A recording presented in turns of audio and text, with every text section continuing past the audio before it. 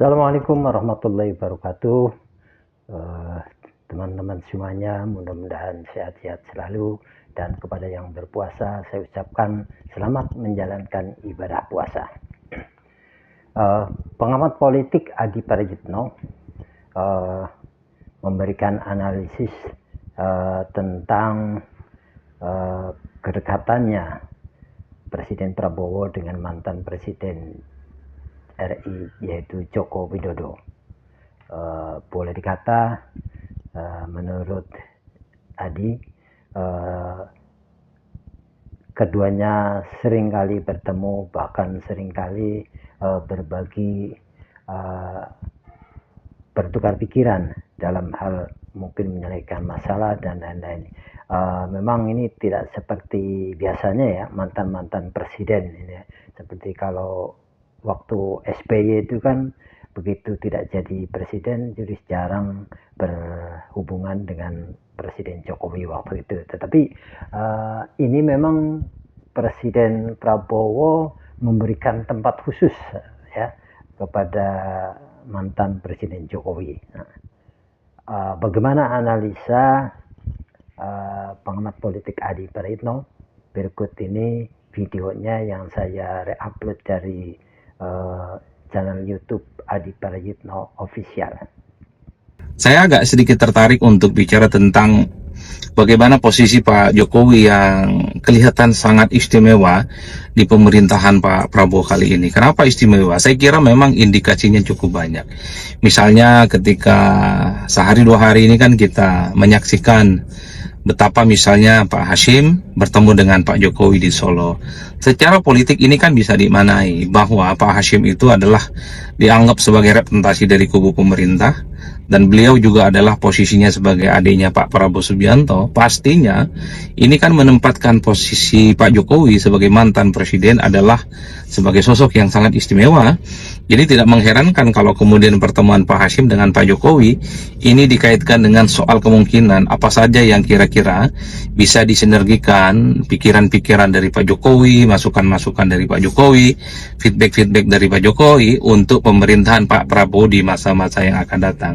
Tentu bagaimana misalnya sebagai upaya untuk menumbuhkan ekonomi bisa mencapai 8%, termasuk juga misalnya soal bagaimana supaya akses terhadap pekerjaan itu semakin bertambah, kemiskinan, kemudian pengangguran itu bisa dikurangi. Karena kan tak lama setelah itu ya, setelah Jokowi bertemu dengan Pak Hashim, Pak Prabowo Subianto di istana mengundang sejumlah konglomerat penting di negara kita bicara tentang bagaimana misalnya soal pertumbuhan ekonomi dan pembukaan akses terhadap lapangan pekerjaan. Jadi ini adalah satu peristiwa politik yang tidak bisa dibantah bahwa sebenarnya dalam konteks ini pertemuan Pak Hashim dengan Pak Jokowi dianggap sebagai pertemuan kubu pemerintah, yaitu dalam hal ini adalah Pak Hashim dengan Pak Jokowi sebagai mantan Presiden Republik Indonesia. Jadi tidak mengherankan kalau kemudian publik tanpa henti mengatakan di pemerintahan kali ini Pak Jokowi itu memang posisinya sangat istimewa.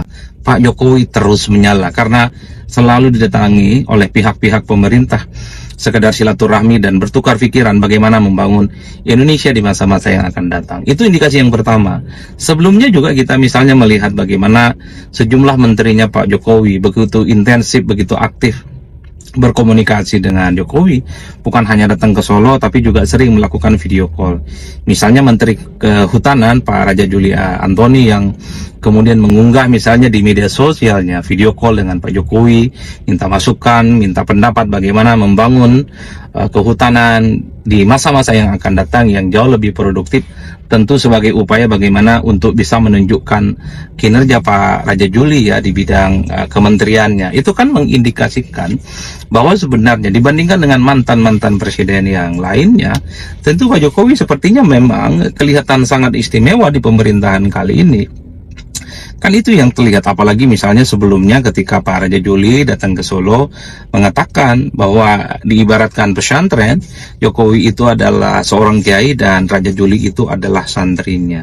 Kan beberapa saat setelah sesaat misalnya sebelum itu juga kita melihat bagaimana menteri yang lain, Pak Budi Ari ya, yang notabene-nya adalah orang terdekatnya Pak Jokowi, mantan relawan Jokowi, dan bahkan saat ini adalah tetap menjadi relawan lah, kira-kira begitu, juga sering berkunjung dan berkomunikasi dengan Pak Jokowi.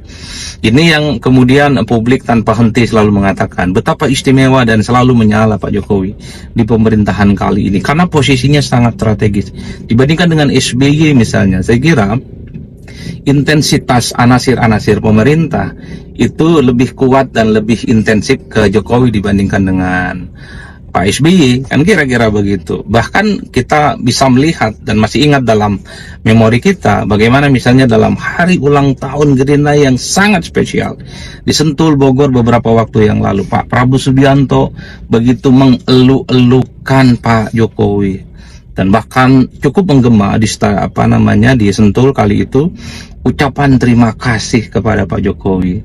Terima kasih Pak Jokowi, terima kasih Pak Jokowi, dan terima kasih Pak Jokowi.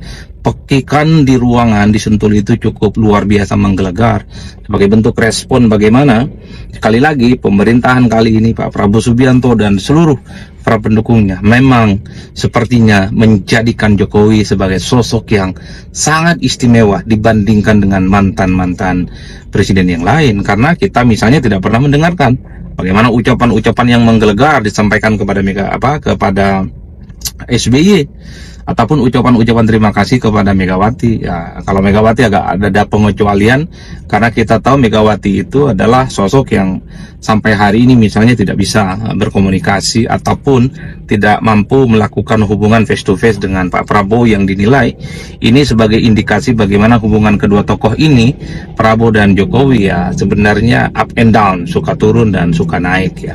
Jadi ini yang kemudian saya tertarik sebenarnya untuk ngomong ini sebelum buka puasa ya. Saya ingin mengatakan bahwa betapa Pak Jokowi itu sangat luar biasa, betapa Pak Jokowi itu kelihatan sangat istimewa.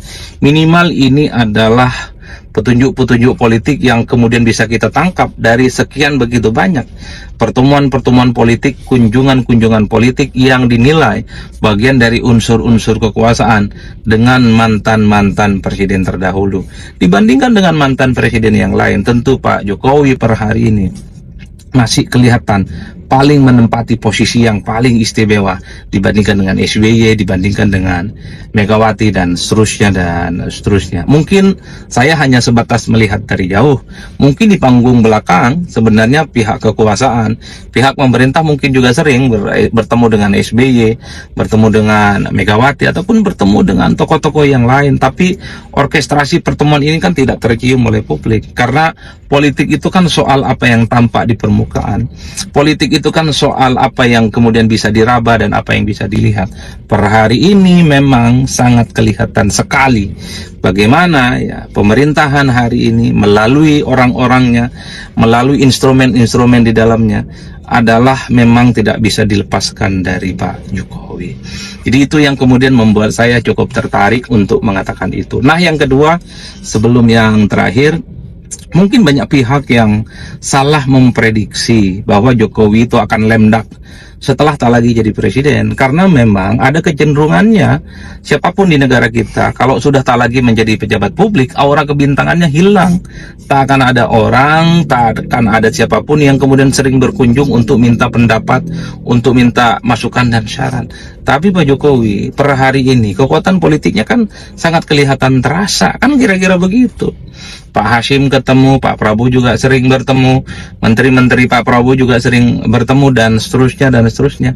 Ini kan tanda-tanda betapa memang Pak Jokowi itu tidak seperti yang dibayangkan orang yang disebut dengan lemdak. Lemdak itu istilah dalam ilmu politik yang disebut dengan bebek lumpuh. Bebek lumpuh itu adalah satu fase di mana seseorang kalau sudah dia itu tidak berkuasa, pamor, kekuatan, dan kebintangannya itu akan sirna, dan ada kecenderungan akan ditinggalkan oleh siapapun, termasuk akan ditinggalkan oleh orang-orang terdekatnya, karena seseorang itu sudah tak lagi punya jabatan politik strategis apapun.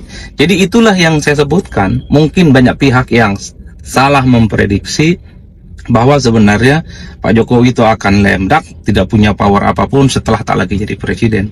Tapi realitas politik hari ini menegaskan bahwa Pak Jokowi itu ternyata powernya cukup luar biasa, pengaruhnya masih cukup signifikan, dan petuah-petuah dan masukan-masukannya sepertinya selalu dinanti untuk pemerintahan-pemerintahan di masa-masa yang akan datang, khususnya pemerintahan kali ini. Mungkin saya juga termasuk yang terlampau prematur menyimpulkan bahwa Pak Jokowi itu masih cukup powerful dan cukup hebat. Tapi minimal setelah Jokowi tak lagi jadi presiden, anggap dari Oktober, November, Desember, Januari, Februari, dan Maret, ini sudah 6 bulan, masih sangat kelihatan sekali posisi Pak Jokowi itu ya minimal ya, dari gestur politik yang kemudian terlihat, misalnya dari kunjungan-kunjungan dari kubu pemerintah, itu kan mengindikasikan bahwa Pak Jokowi masih cukup kuat, pendapat, pengalaman, dan petuah-petuahnya sepertinya masih dirasa penting untuk bagaimana membuat kebijakan-kebijakan strategis di masa-masa yang akan datang.